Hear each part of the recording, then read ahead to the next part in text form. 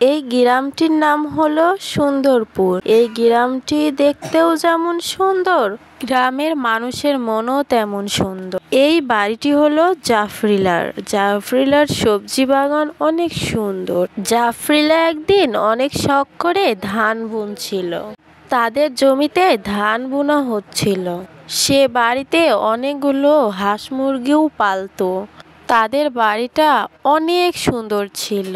সবাই তাদের বাড়িকে অনেক পছন্দ করত। গ্রামের পরিবেশ কার কার ভালো লাগে? বর্ষার দিনে বৃষ্টিতে ভেজা, আকাশে ঝড় উঠলে আম কুড়োতে যাওয়া মজাই আলাদা। তোমরা কে কে ছোটবেলায় আম কুড়াতে আর সে আম দিয়ে দাদা দাদিরা আচার বানিয়ে দিত?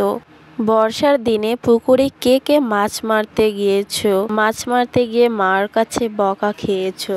এই গরমে যারা সবচেয়ে বেশি কষ্ট করে তারা হল কৃষক।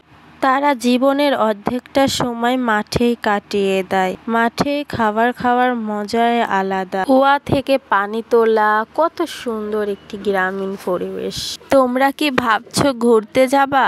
তাহলে অবশ্যই গ্রামে যাও, কারণ ওখানকার পরিবেশ তোমার মন কেড়ে নেবে। গ্রামকে ভালোবেসে চ্যানেলটি অবশ্যই সাবস্ক্রাইব এবং একটি লাইক দিয়ে যাবেন। আল্লাহ হাফেজ।